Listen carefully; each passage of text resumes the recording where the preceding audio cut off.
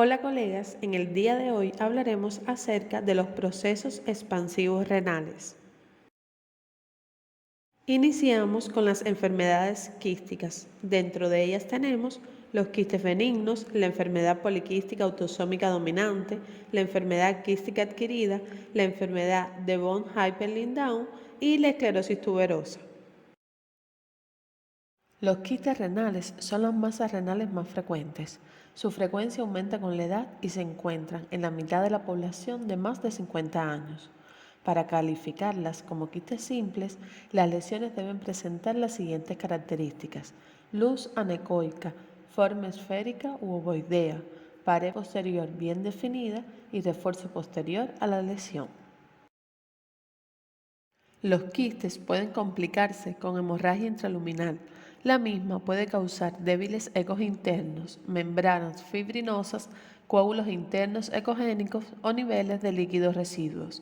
También podemos encontrar septos internos que aparecen en el 5% de los quistes renales benignos, siendo en número limitado y delgados. Las tabicaciones gruesas deben considerarse sospechosas de neoplasias quísticas, pero también pueden encontrarse en neoplasias quísticas benignas y en quistes complicados no neoplásicos. Los quistes que se originan a partir del seno renal se denominan quistes parapiélicos. Con frecuencia son bilaterales y a menudo múltiples. Estos quistes probablemente son de origen linfático. Son importantes porque principalmente pueden confundirse con hidronefrosis. La enfermedad poliquística autosómica dominante afecta a los riñones más que a cualquier otro órgano. Por esta razón, habitualmente se denomina enfermedad poliquística renal del adulto. El signo ecográfico más llamativo de esta entidad son múltiples quistes de diversos tamaños, tanto en la corteza como en la médula renal. El proceso afecta a los riñones bilateralmente, en casi todos los casos, pero puede ser asimétrico. A medida que los quistes son más numerosos y grandes, también aumenta el tamaño del riñón. El efecto masa provocado por los quistes puede causar compresión y obstrucción parcial del sistema colector. La retención urinaria resultante puede explicar la mayor formación de cálculos en estos pacientes. Son comunes además los quistes hemorrágicos, que adquieren la apariencia de una masa sólida, un quiste complejo o un quiste con niveles líquidos residuos. La enfermedad quística adquirida ocurre hasta en el 90% de los pacientes que han estado en diálisis durante 3 o más años y no es más que el desarrollo de múltiples quistes renales durante este proceso.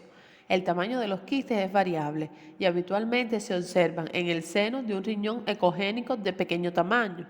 Las neoplasias renales sólidas se encuentran aproximadamente en el 7% de los pacientes con enfermedad quística adquirida, pero la mayoría son pequeñas y muestran un comportamiento benigno. Al igual que en la enfermedad poliquística, es frecuente el quiste hemorrágico. Del 30 al 70% de los pacientes con enfermedad de von Hippel-Lindau tiene afectación renal en forma de múltiples quistes renales. A pesar de su multiplicidad, los quistes no causan insuficiencia renal o hipertensión y generalmente no provocan aumento del tamaño renal. Sin embargo, existe aumento de la incidencia de tumores que se desarrollan a partir de las paredes quísticas. Por lo tanto, incluso los quistes de apariencia benigna deben revisarse periódicamente. La esclerosis tuberosa es otra patología multisistémica asociada a la formación de quistes y neoplasias renales. Los quistes renales aparecen en el 20 al 40% de los pacientes, siendo una manifestación renal más frecuente en los lactantes y niños. Continuamos con los tumores renales benignos. Dentro de ellos tenemos los angiomiolipomas, el oncocitoma, los tumores de células yuxtaglomerulares y el nefroma quístico multilocular. Los angiomiolipomas son tumores compuestos por vaso, músculo y grasa. Son las neoplasias benignas más frecuentes en el riñón y segunda tras el carcinoma de células renales. Estos tumores aparecen en su mayoría en mujeres de edad media, carecen de potencial maligno y rara vez causan síntomas. La imagen ecográfica clásica que se observa aproximadamente en el 80% de las ocasiones, es una masa homogénea, cortical, bien definida, de ecogenicidad igual a la grasa renal. Los oncocitomas son un tipo de adenoma renal con grandes células epiteliales. Representan aproximadamente el 5% de las neoplasias renales. Su imagen ecográfica generalmente es inespecífica y se solapan al cáncer de células renales. El tumor de células yuxtaglomerulares es un raro tumor benigno, también denominado reninoma, porque segrega renina.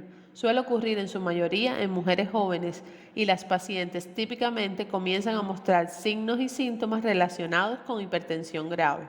Las imágenes ecográficas características de esta lesión son variables, pero en su mayoría son hiperecogénicas. El nefroma quístico multilocular es una neoplasia renal benigna compuesta de múltiples espacios quísticos de gran tamaño, no comunicados entre sí. Tiende a afectar niños pequeños y mujeres más mayores. Aunque una masa compuesta por múltiples quistes de diversos tamaños es característica del nefroma quístico multilocular, este hallazgo también se observa en el carcinoma quístico de células renales y en los tumores quísticos de Wilm de la infancia. Seguido nos referiremos a las neoplasias renales malignas. Dentro de ellas podemos encontrar el carcinoma de células renales, el carcinoma de células transicionales, el linfoma y la enfermedad metastásica. El carcinoma de células renales constituye aproximadamente el 90% de las neoplasias renales primarias y es la masa renal sólida más frecuente en el adulto. El 50% de los carcinomas renales son hiperecogénicos respecto al parénquima renal normal adyacente.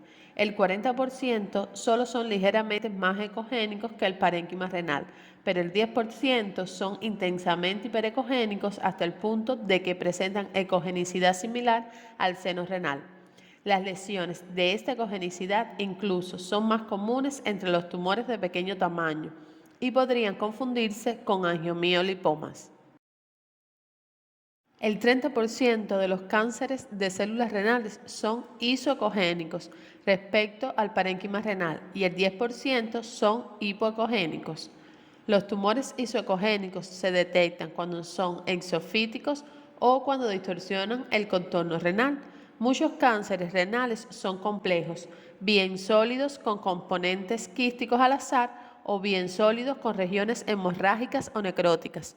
El 20% de los cánceres renales contienen calcificaciones evidentes que pueden mostrarse como puntiformes, amorfas o moteadas.